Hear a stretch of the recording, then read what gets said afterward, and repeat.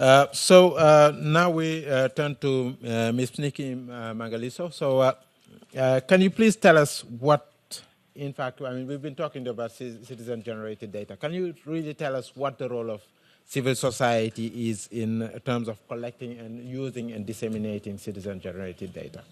In less than 3 minutes. Trust the chair to ask the person from civil society to speak the shortest. So unfair. I'll try. I've actually closed my presentation so that I don't get carried away.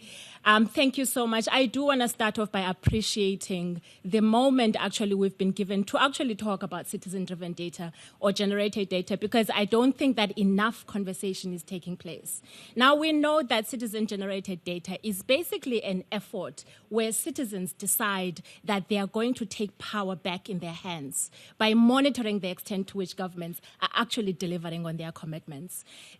We talk a lot about the fact that it's essential to do this because we want better results. What we don't talk enough about is that it's a governance imperative to actually create an enabling environment for citizens to hold their governments accountable. We know at the moment that the SDGs present this amazing vision of a world where there is democratic, inclusive governance, where no one is left behind. For us at African Monitor, we think that citizen-generated data is such a critical, powerful tool to actually put in the hands of citizens, because we have seen that it equips ordinary people to actually engage with their governments better. So I've been asked to talk about the program that we are running at African Monitor with partners in 10 African countries, where we have initiated what is called the Citizens Report. And the Citizens Report is the coming together of young people, mainly young women, by the way, who are actually going to be monitoring 6 key goals within the SDGs. Across those goals, we have particularly brought in gender indicators. And so disaggregation is one of the standards that we have actually adopted. But over and above that, we've focused on Goal 5. And then we've said Goal 1, Goal 3, Goal 4, Goal 8, Goal 10, Goal 16. Let's make sure that we are asking specific questions that affect both young women and that affect youth generally. One of the things that we are finding is that you'll remember the Secretary General in 2016 saying the populations or the sectors of the populations that we know least about as the most vulnerable communities. In fact, he said we are blind when it comes to those communities. And so we know there are Tier 2 and Tier 3 indicators that are actually not known. What we've decided in this program is that we're going to specifically focus on those tiers, and we're going to make sure that we are zooming in on vulnerable communities. And I do want to bring in this question around, we are always a challenge when we're talking about citizen-generated data, because the pushback is always, this is not representative data. And one of the things we say is, let us make sure that we're not going to try and ask civil society to become statistical officers. Statistical officers have the responsibility to make sure that they have a wide, nationwide view of what's going on. What we are good at is looking at targeted, vulnerable communities and saying, what is the special condition that those communities have? We think that it's important to focus on the depth that citizen-generated data offers, complemented by the breadth that statistical officers bring. And so you cannot come to a forum and say, let's aggregate, because what we are good at is to disaggregate, to tell you why it is that that young woman that's sitting in a village can't go to the clinic because she's scared that her mom is going to find out what she went to do there. And we talk about how do we make sure, when young girls tell us this, they tell us, we can't go to the clinic, and then we can ask them, how do we make sure that the services are responsive to your needs? Because the needs that you have are different from the needs that the young men in this community have.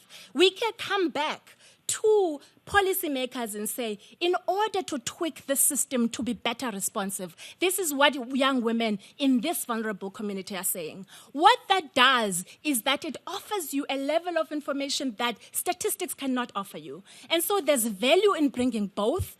What we have found by way of a way forward is that it's been really difficult. We are climbing an upward battle in getting statistical offices and national systems to understand what that specific value is. And one of the things we found out is we did research for UNDESA 3 years ago, and we found from civil society that where there isn't a demand from a government system to utilize data, civil society can only use that data to a certain extent. What we are needing is for the doors to be open wide so that government can start saying we need the level of information that you can offer us, because that level of information is going to help us to have much more effective policies. And so the demand needs to grow from national statistical offices, it needs to grow from ministries, so that we're not banging our heads against the wall when we're saying we have valuable information, but rather that platforms are created so that we can engage in creating a better world for our people.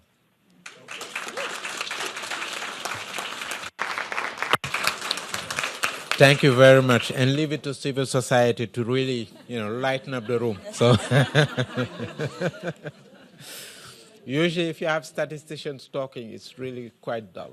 So, but thank you very much. I mean, I think you've really pointed out, I think, quite a lot of useful issues, and it's really, I think, a matter of also looking at what can give you us information on what. Right. So, what kind of data sources are good for what purpose? I think that's also the right question to ask and try to answer collectively. So national statistical offices are good for some things. They're not so good at others. Similarly, I think civil society is good in certain respects, and as you pointed out. So I think it's really having that conversation between, as I was telling to a few colleagues the other day, I see now everybody being a producer and a user at the same time. So I think it's not really a conversation between users and producers. So we produce statistics, you consume them. It's really a conversation between users and producers, where both communities are in fact both users and producers. So just bearing in mind the whole issue of leaving no one behind. Ms. Mona, can you tell us, please, what